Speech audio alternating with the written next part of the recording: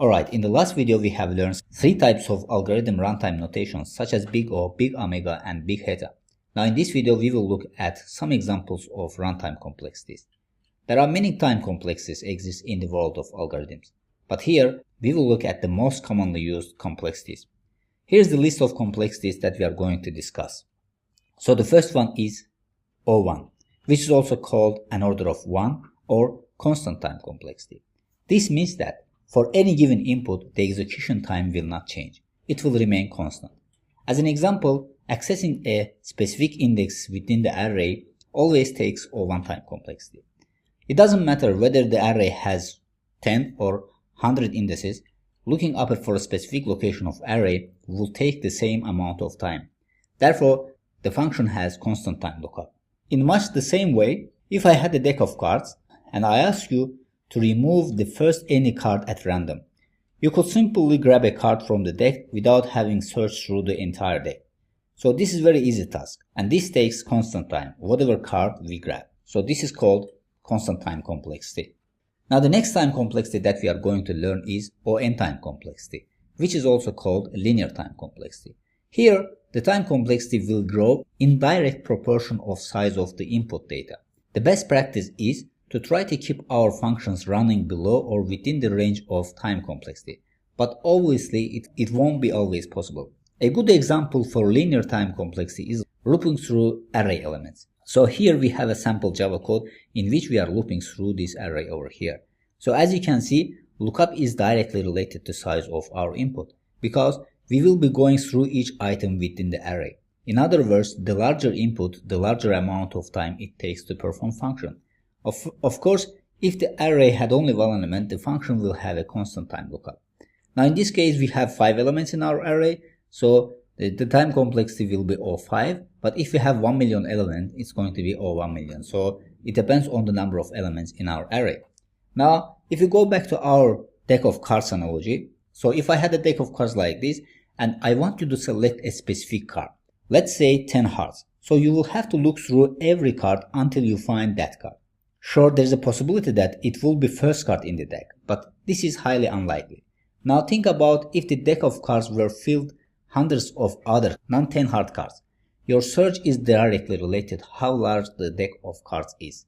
So in this case, this is an example of linear complexity. Now the next time complexity is logarithmic time complexity, which is also called log(n) time complexity. This complexity refers to the algorithm that runs in proportionally to the logarithmic of the input size. So if you look at this code over here, we are logging numbers until the array length is reached. However, we see that in our function, we are logging numbers at a certain interval.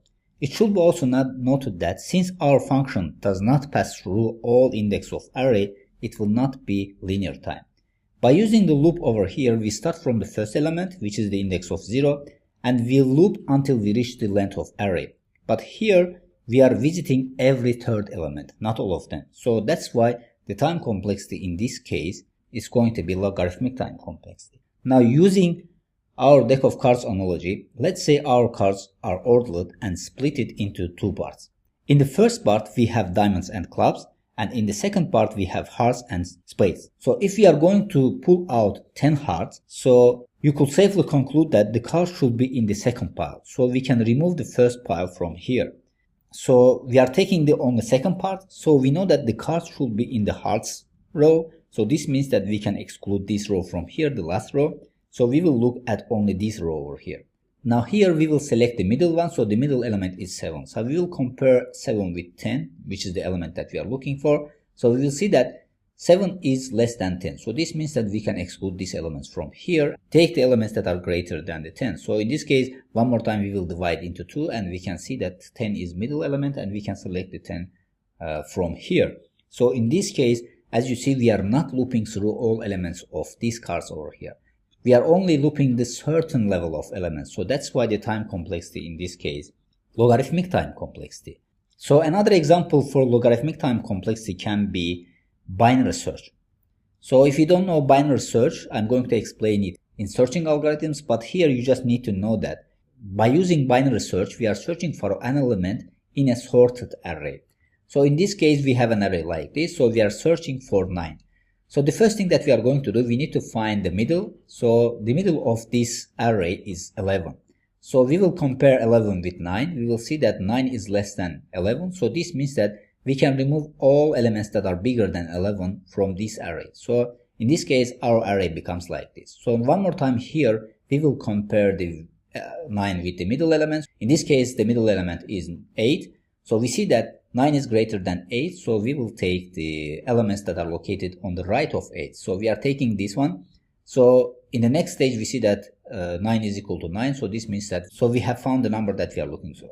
Now in this case, you see that in each case, we are dividing the number of elements by 2.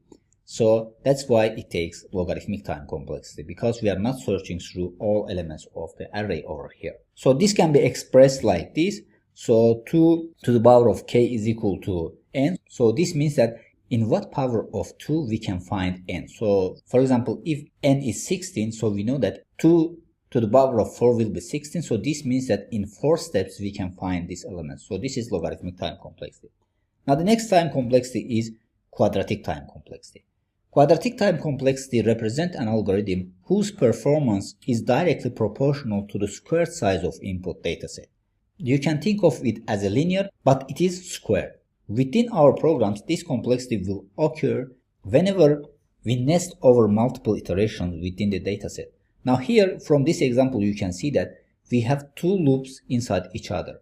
So this means that this will take quadratic time complexity because when I equals to 0, we are looping through all elements of the array one more time. Then it continues. When it is 1, then we are looping all elements of the array.